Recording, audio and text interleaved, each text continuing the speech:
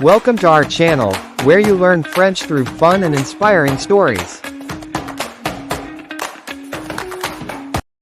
Je m'appelle Lina. Je suis une fille migrée. Chaque matin, je me réveille très tôt. Avant le soleil, avec un corps fatigué, un cœur lourd. Je ne rêve pas, parce que rêver fait mal quand la réalité est dure. Je travaille comme femme de ménage. Je nettoie les maisons des autres. Des maisons grandes, propres, chaudes, pleines de silence et parfois de mépris. Je porte toujours les mêmes vêtements simples. Mes mains sont abîmées par l'eau.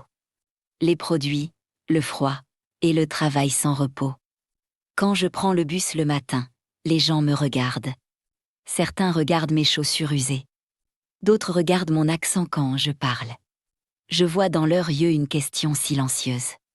Pourquoi est-elle ici? Je baisse souvent la tête. Je fais semblant de ne rien entendre. Mais parfois, les mots arrivent quand même. Un jour, une femme dans le bus a murmuré. Ces immigrés prennent tout le travail. Elle ne m'a pas regardé directement, mais je savais que c'était pour moi. Mon cœur a battu très fort. Je n'ai rien dit. Je suis restée silencieuse, comme toujours. Ma première maison de la journée est grande. Très grande. Il y a des fenêtres partout. Des meubles chers. Des photos de familles heureuses sur les murs. La propriétaire me parle sans me regarder. Elle dit « Nettoie bien la cuisine. Et fais attention, ne casse rien. » Sa voix est froide, comme si je n'étais pas une personne, mais un outil. Je commence à nettoyer. Je frotte le sol. Je lave les vitres. Je nettoie les toilettes. Mon dos me fait mal. Mes jambes tremblent parfois. Mais je continue, parce que je n'ai pas le choix. Pendant que je travaille, j'entends la femme parler au téléphone. Elle rit. Elle raconte ses vacances. Elle dit « La femme de ménage est là, elle fait son travail. » La femme de ménage. Pas mon nom. Jamais mon nom. À midi, je n'ai pas le droit de manger à la table. Je mange debout, dans un coin de la cuisine, rapidement. Un sandwich simple. De l'eau. Quand je finis, la femme regarde le sol. Elle dit « C'est correct. Tu peux partir. » Pas merci. Jamais merci. Je sors de la maison avec une fatigue profonde. Pas seulement dans le corps, mais dans l'âme. La deuxième maison est différente, mais pas meilleure. Ici, les enfants me regardent et rient. Ils imitent mon accent. Ils répètent mes mots en se moquant. La mère ne dit rien. Elle sourit même parfois. Je nettoie pendant que j'entends leur rire. Chaque rire est comme une petite blessure. Je pense souvent à mon pays. Là-bas, je n'étais pas riche, mais j'étais respectée. Ici, j'ai du travail, mais pas de dignité. Le soir, je rentre dans ma petite chambre. Un lit simple. Une petite fenêtre. Je regarde mes mains. Elles sont rouges, fatiguées. Je me demande combien de temps je peux continuer comme ça. Parfois, je pleure en silence. Pas parce que je suis faible, mais parce que je suis humaine. Je nettoie les maisons des autres. Je prends soin de leurs espaces. Mais personne ne prend soin de moi. Et pourtant, je me lève chaque matin. Je continue. Même quand le monde me rappelle que je suis différente. Même quand le travail me casse lentement. Je ne sais pas encore que ma vie va changer. Pour l'instant, je suis seulement une fille immigrée. Une femme de ménage. Une ombre dans les maisons des autres, le lendemain. Je me réveille avec une douleur dans le dos. Mon corps me demande de rester au lit. Mais la vie ne me demande jamais mon avis. Je me lève quand même. Je mets mes vieux vêtements. Je regarde mon visage fatigué dans le miroir. Mes yeux sont cernés. Mon regard est vide. Je sors dans le froid. Je prends encore le bus. Personne ne me parle. Personne ne me sourit. Aujourd'hui, je dois nettoyer 3 maisons. La première maison est celle d'un couple âgé. Je pense que ce sera plus calme. Mais je me trompe. La femme ouvre la porte et me regarde de haut en bas. Elle dit: Tu enlèves tes chaussures. Le sol est propre. Je les enlève. Le sol est froid. Mes pieds tremblent. Elle me suit pendant que je nettoie. Elle regarde chaque geste. Elle soupire souvent. Tu ne nettoies pas bien ici. Dans mon pays, les femmes de ménage travaillent mieux. Je serre les dents. Je continue. Je ne réponds pas. Quand je nettoie la salle de bain, elle entre sans frapper.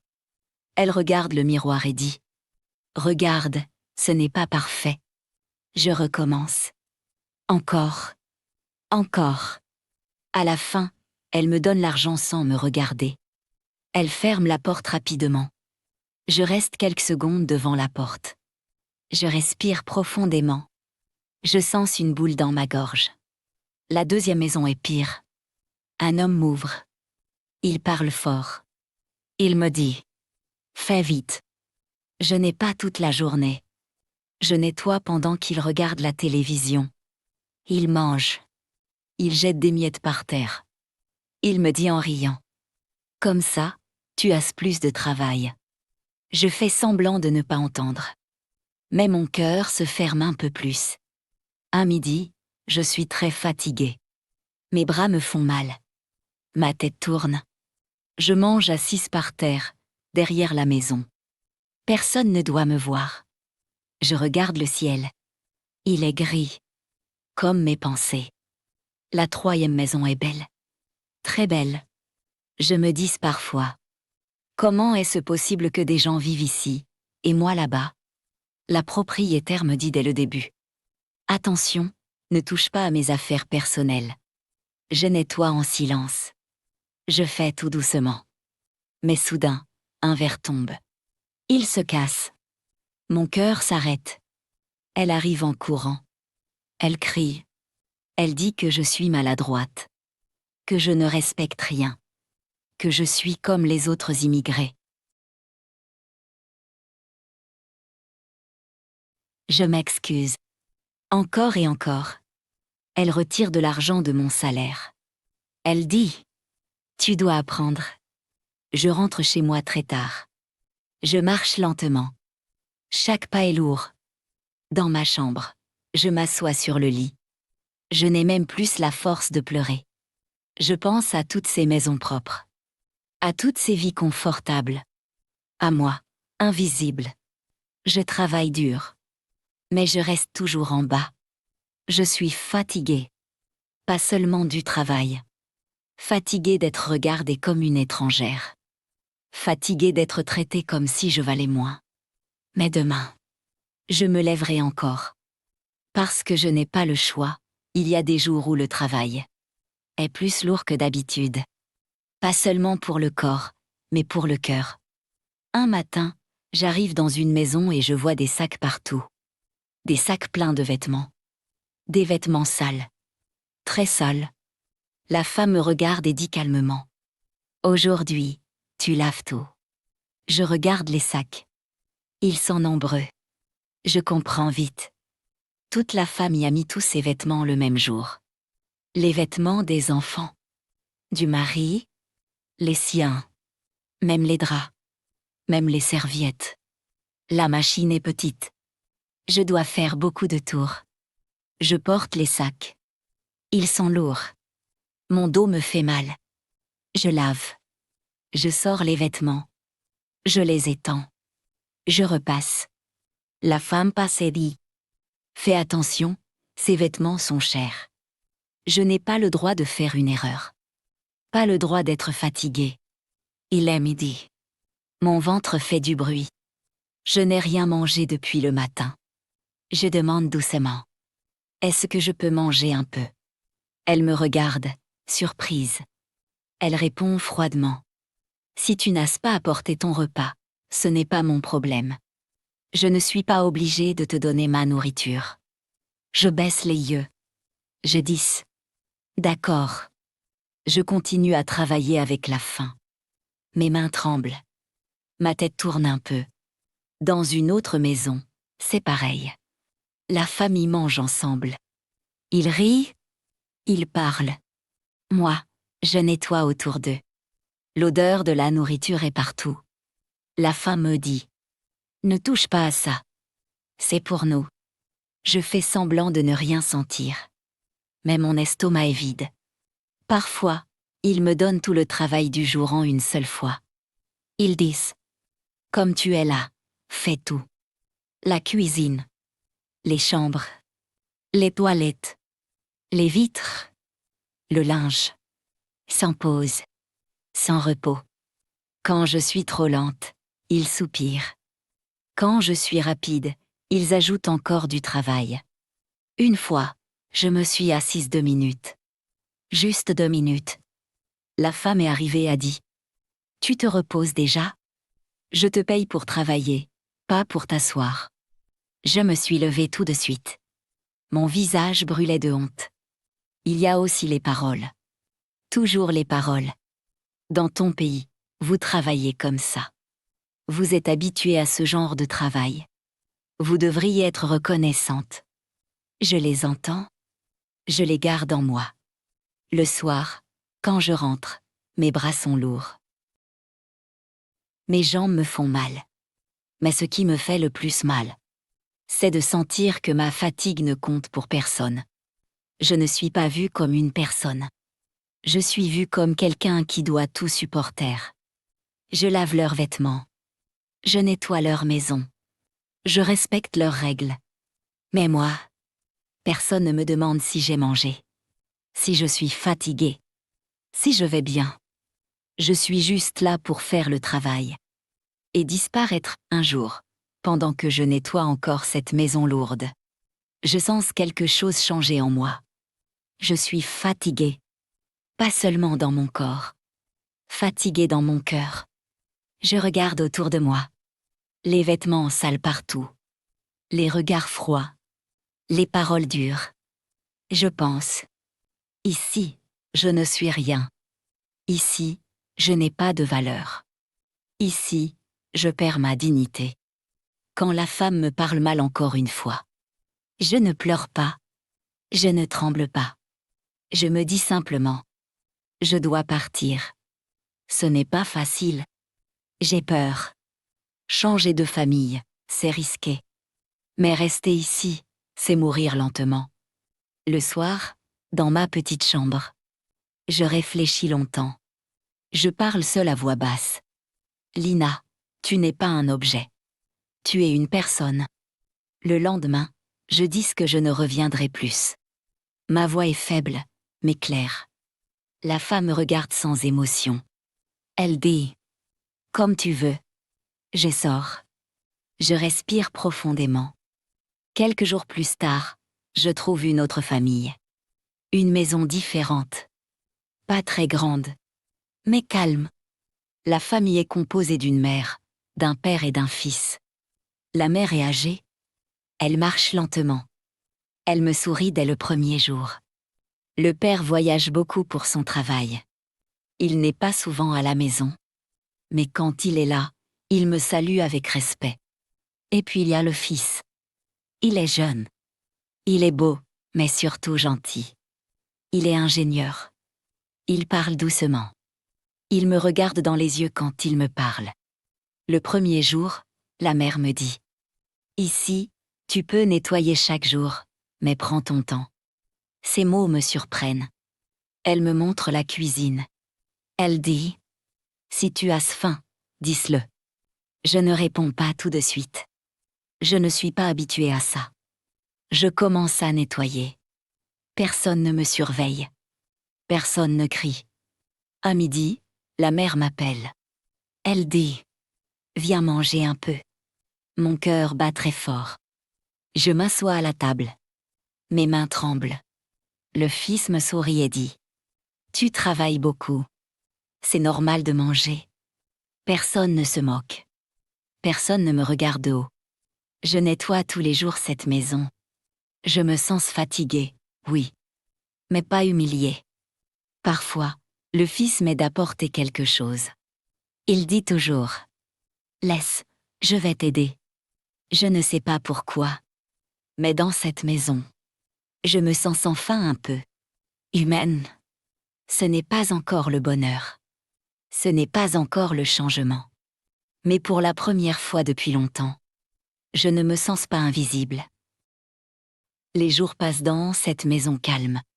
Je nettoie chaque matin. Je connais maintenant chaque pièce, chaque odeur, chaque silence.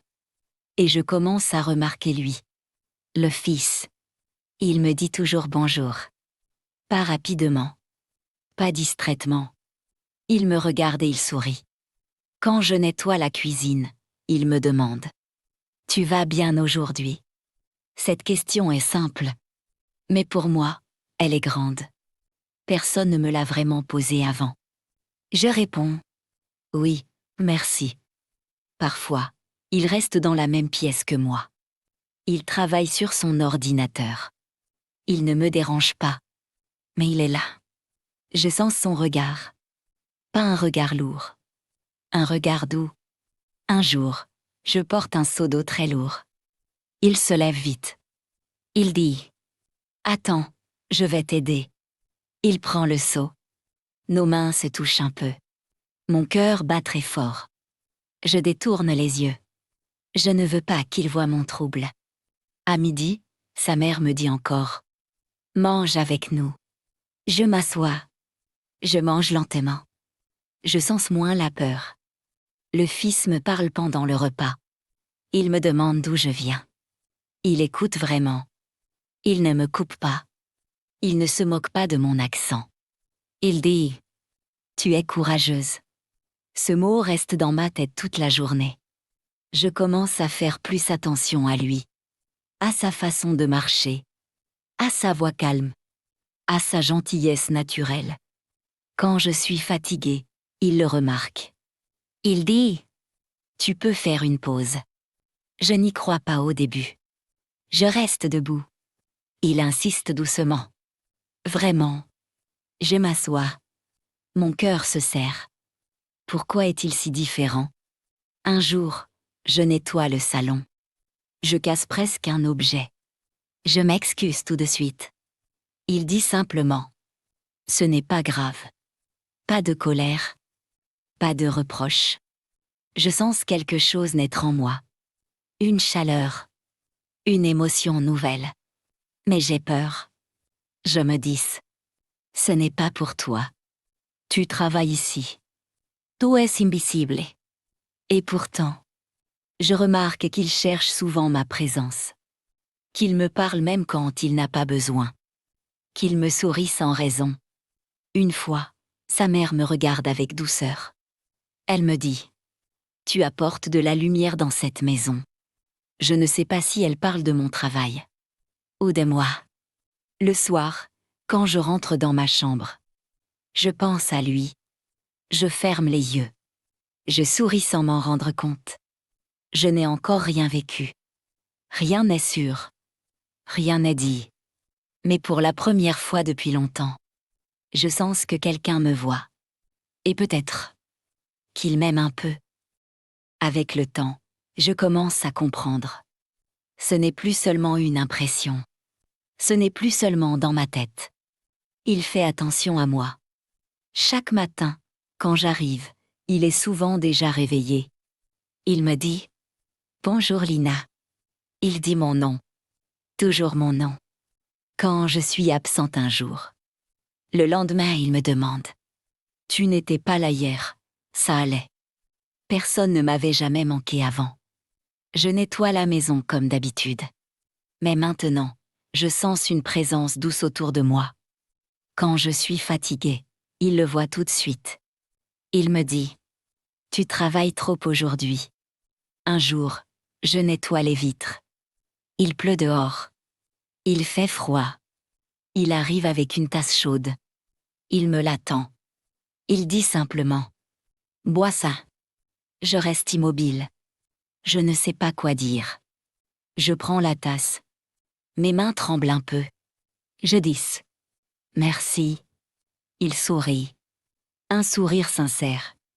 Je remarque aussi quelque chose d'autre. Quand d'autres personnes parlent mal des femmes de ménage, il se ferme. Une fois, un ami dit « Ce travail est facile ». Il répond calmement, mais fermement. Non, ce n'est pas facile. C'est un travail dur. Je baisse la tête, mais mon cœur bat fort. Il me défend. Sans me regarder. Sans me montrer. Parfois, il reste dans la cuisine pendant que je nettoie. Il me parle de son travail d'ingénieur. Je ne comprends pas tout. Mais il explique doucement.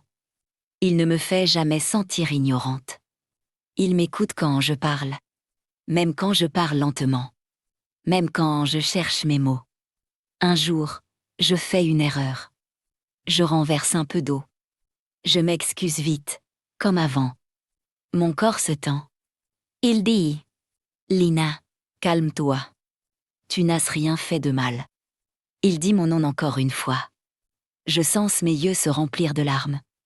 Pas de tristesse. De reconnaissance. Sa mère remarque aussi son comportement. Elle me regarde avec tendresse. Elle dit « Mon fils est content quand tu es là. » Je fais semblant de ne pas comprendre. Mais je comprends très bien. Le soir, quand je rentre, je pense à ses gestes, à ses paroles, à sa façon de me respecter. Je me dis « Pourquoi moi? Je suis une femme de ménage, une immigrée, une fille fatiguée. Mais avec lui, je ne me sens pas petite. Je sens que son regard est différent. Pas de pitié. Pas de supériorité. Quelque chose de plus profond. Quelque chose de sincère. Je n'ose pas espérer. Je garde tout au fond de moi. Mais maintenant, je ne doute plus. Il y a quelque chose entre nous. Et doucement, sans bruit, l'amour commence à naître. Depuis quelque temps, je sens l'amour s'approcher. Doucement, sans bruit. Et pourtant, j'ai peur. Quand il me regarde avec douceur, mon cœur veut s'ouvrir. Mais mon passé me tire en arrière. Je me souviens des maisons froides, des paroles dures, des regards qui me faisaient sentir petite. Je me dis souvent, l'amour n'est pas pour toi. Tu es ici pour travailler. Tu dois rester à ta place. Quand il est gentil avec moi, je pense, il est comme ça avec tout le monde. Ce n'est pas spécial. Un jour, il me dit, tu peux rester un peu, si tu veux. Je réponds vite. Non, je dois finir. Je ne le regarde pas. J'ai peur qu'il voie ce que je ressens. Quand il me demande comment je vais, je dis toujours, ça va. Même quand ça ne va pas. Le soir, seul dans ma chambre, je parle à mon passé. Je me dis, Lina, rappelle-toi, les gens peuvent être gentils. Et puis changer. Je me rappelle des promesses silencieuses. Des faux sourires. Des humiliations. J'ai appris à me protéger. À fermer mon cœur. À ne rien attendre. Quand je le vois rire avec quelqu'un d'autre, mon cœur se serre. Mais je me dis, c'est normal. Il ne m'appartient pas. Je commence parfois à être distante. Je parle moins. Je travaille plus vite. Il remarque. Il me demande doucement. Est-ce que j'ai fait quelque chose? Je réponds. Non. Mais ce n'est pas vrai. Ce n'est pas lui le problème. C'est moi. Ou plutôt, c'est ce que la vie m'a fait. J'ai peur d'aimer quelqu'un qui peut un jour me regarder comme les autres. Comme si je ne valais rien. Alors je garde mes sentiments en silence. Je souris. Je continue à nettoyer. Mais chaque regard, chaque geste tendre, rend ce silence plus lourd. Je suis fatiguée de fuir. Fatiguée d'avoir peur. Et pourtant, je n'arrive pas encore à ouvrir mon cœur. Parce que quand on a trop souffert, aimer devient un risque. Et moi, je ne sais pas encore si je suis prête à le prendre. Ce jour-là, l'air est calme dans la maison. Je nettoie le salon comme d'habitude. Mais je sens quelque chose de différent. Il est là, silencieux. Il ne travaille pas. Il me regarde, mais pas comme d'habitude. Son regard est sérieux, doux et un peu inquiet. Je termine ce que je fais. Je veux partir vite. Mon cœur bat trop fort. Il dit doucement. Lina, est-ce que tu peux rester un moment? Je m'arrête. Mes mains tremblent. Je réponds. Oui. Nous restons debout. Le silence est long. Mais ce silence n'est pas vide.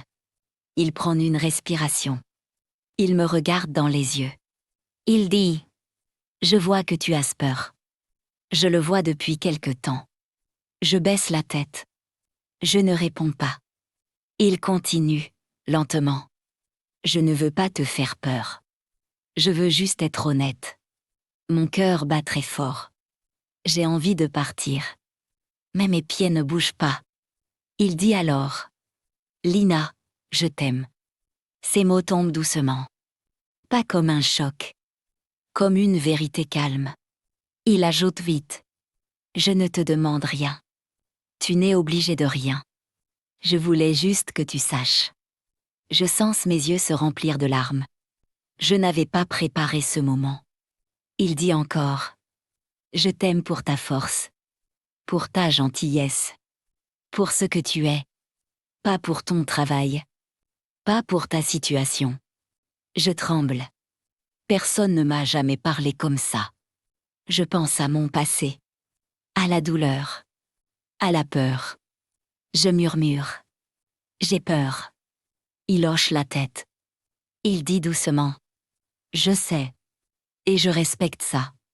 Il ne s'approche pas. Il ne me touche pas. Il me laisse de l'espace. Il dit. Je serai patient. Même si tu ne peux jamais m'aimer. Je te respecterai toujours. Je pleure. Pas de tristesse. De soulagement. Pour la première fois. Quelqu'un m'aime. Sans me demander de me cacher. Sans me demander de me casser. Je ne réponds pas encore. Je ne dis pas je t'aime. Mais je le regarde. Et dans mon regard, il comprend. Ce jour-là, je rentre chez moi différente. Mon passé est toujours là. Ma peur aussi. Mais maintenant, l'amour a un visage. Et il est doux. Après ce jour, rien n'est comme avant. Et pourtant, tout est calme. Il ne change pas son comportement. Il reste respectueux. Patient.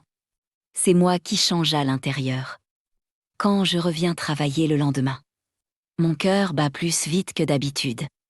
J'ai peur. Mais pas la même peur. Il me dit simplement. Bonjour Lina. Comme toujours. Sans pression. Je suis soulagée. Pendant que je nettoie. Mes pensées sont lourdes. Ces mots tournent dans ma tête. Je t'aime. Pas pour ton travail. Pas pour ta situation. Je fais une pause. Je m'assois un moment. Je respire. Sa mère arrive doucement. Elle s'assoit près de moi.